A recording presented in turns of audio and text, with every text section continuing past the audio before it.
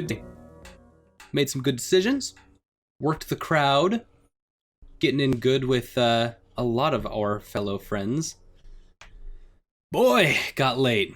Let's see what our walking home event is today. Street lights are on, but I still sort of hate walking the back roads at night because they're kind of sparsely lit. I don't know why, but I feel a little like that's a bad idea tonight. I decided to take the other way home. It's a bit longer, but the store lights are brighter once I get through this alley. Besides, it's pretty nice out. A lot of rusty junk on this street. Did someone just dump their crappy bike here? Rude. How long has that been there? Looks like it's been around for years, but I don't remember seeing a messed up bike like that yesterday. I should be more observant. Graves should complain about it to someone. Doesn't make the walk to the cafe look that good to customers. Well, this isn't gonna be about a bike, is it? I can't shake this creeping feeling clawing up my spine. This is a quiet neighborhood. I've never felt this. Something feels different. Off and eerie. I haven't been getting much sleep lately. I could be imagining it. I don't know. All I know is I want to get home. There's one other person on this street. Doesn't look like he's going anywhere. What is he doing? This is a weird place to loiter. Is he lost? Should offer him directions, since I have to go this way as I get closer. Who are you? He whips his head up and stares me down with an intense gravity, threatening to root me in place and allow the chill in my spine to sink in its claws. Sever eye contact and hurry on my way. Never mind. Shouldn't talk to him at all. Maybe I should have crossed the street to avoid this, because I seem to have his attention now. Out of the corner of my eye when I pass, I see his head move to follow me. Walking faster. Okay, maybe I'm exaggerating, making things up, but I'm not about to stay and find out what his deal is. Yikes. I feel like he's still watching me, but I'm not going back to look back to find out. I walk even faster. Yikes. Maybe I'm making a mountain out of a molehill, but that was creepy. I'm gonna stick to the back streets after all. I better go take care of Mochi before he jumps through the window and attacks me for food. I head upstairs. The rest of the night's pretty quiet. No more weirdos on the street, just the four-legged weirdo that lives in my apartment. But it turns out, if I'd stuck around, I would have seen the man continue on his way. I would have seen him take the back alley all the way to the cafe. I would have seen him stare in the window of the cafe for a long time, then up to the third floor. I would have seen him leave a rusty handprint on the shutters of the building across the street. Who's this guy? Unfortunately, Avery saw none of that. But we did. That's cool. We get to see it. Graves pops in and out of the cafe like a stray cat over the next couple of weeks. Never staying for long. I still don't know what he's doing when he's gone. Days come and go and we settle into a routine. Everybody shows up and does their thing. Getting better at my job. Getting better at some of the other stuff too. Hey Mochi, check it out. Mochi opens one eye and thumps his tail once against the side of the couch. I'm almost totally sure he understands me now somehow. Meh. When I talk to him, it's not like I'm talking to a sentient pillow anymore. He actually acknowledges what I say and responds. It's not that weird to talk to your pets anyway, right? I mean, it's not like he's literally talking back to me. That would be weird. I set two cola cans next to each other and take a step back. Are you watching? Better be watching. Okay, here we go. I concentrate. Sparkle punch! Cola cans flutter apart into long ribbons. Like potato peels, they collapse on each other to form a jumbled mess of aluminum. Some soft crunching while the ball of soda can wobbles around a bit. Shapes begin to emerge from the ball of aluminum ribbons. Arms, legs, ears. And then, before you know it, ta-da! Holy crap, we made a cat! Soda can sculpture of a cat. It's you! Mochi makes a little huffing noise and closes his eyes. Set the cat sculpture aside with all the others. I'm sorry, I'm bending the rules of physics around you with magic. Mochi's unimpressed. What, you don't think it looks like you? You're the worst audience. I'm gonna show this to the guys at the cafe. They'll appreciate it. I think I feel comfortable enough with my magic. Guess I might as well call it. Look, note the sparkles everywhere. This is friggin' magic. Dang, Avery's like super chill about this. Now I'm the one feeling fricked up. I feel super fricked about being able to like make magic happen now with my hands. Might as well bring it up to everyone. I can demonstrate it now after all, so it's not like they have reason to not believe me. The real problem is figuring out how to bring it up. By the way, everyone, I have latent magic abilities that I'm now harnessing and possessing. I will see how the future goes from here. The real problem now is figuring out how the heck to bring it up. I'm gonna mull that one over a bit, but I suppose a day or two more of planning won't hurt. I should start getting ready for work. I had a couple of days off, but I've still been going in to hang out with everybody almost every day. What can I say? I really like everybody there. Some more than others. Okay, one especially more than others. But whatever. But again, first things first. We'll worry about the cat situation, and then I'll worry about the cute coworker situation. Are you catching all the little cagey, like, lines that they put in there that would work for anybody? There's one in particular. No matter how you play this through, there's always one more than others. That's clever writing. Set yourself up. Also, a lot of situations where they use gender indistinct situations, or like the writing is indistinct of the performed gender of the player, and that's really cool. That's really rad. Like you'll see it come up every once in a while. I don't know if I'll be able to point them all out, but just really good writing design for the dating sim and really good writing design for the premise, for the main ideas and constructs that we've been putting together. Smart. Grab my keys, smush my face in emojis to say goodbye. He hates it. And then head on my way. Meh. Meh. That bike. That weird looking bike. I haven't seen any trace of the creepy guy since I saw him a while back. So I've started trying that other route to and from work when I need a change of scenery. It's not a great change, to be honest. There's still a lot of rusty junk lining the road. It feels like I see more every time I come down this way.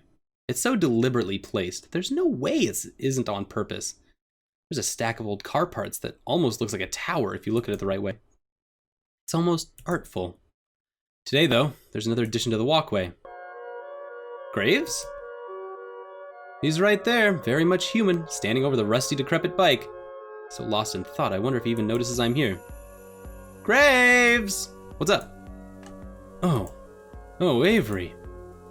Just assessing the litter around the cafe. Yeah, it looks like someone's been using this walkway as a trash dump.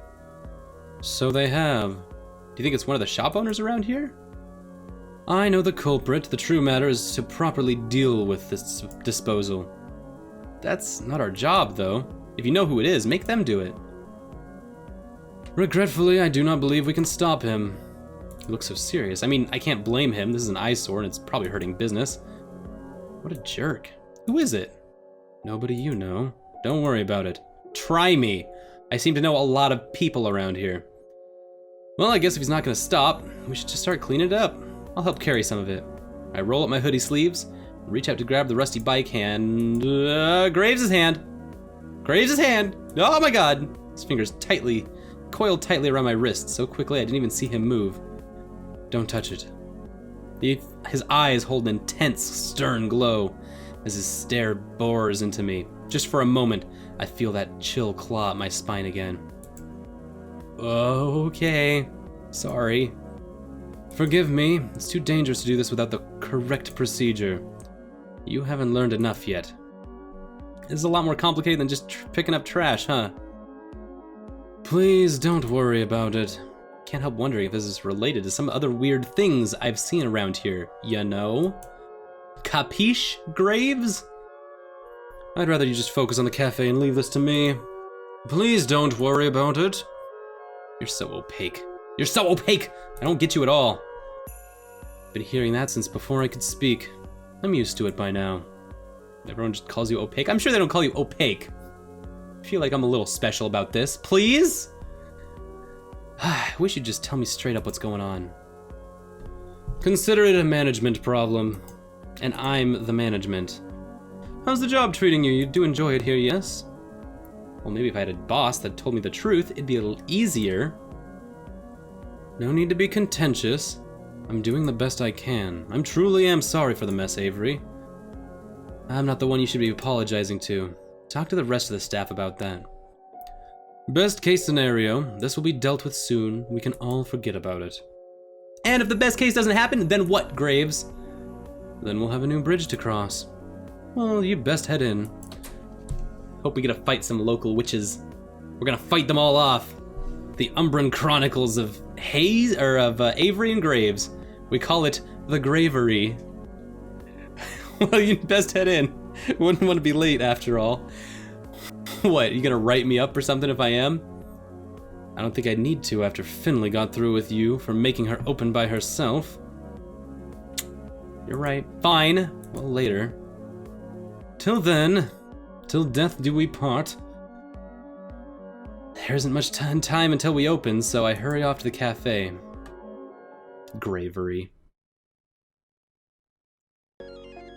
Avery, there you are. I'm starting to get worried.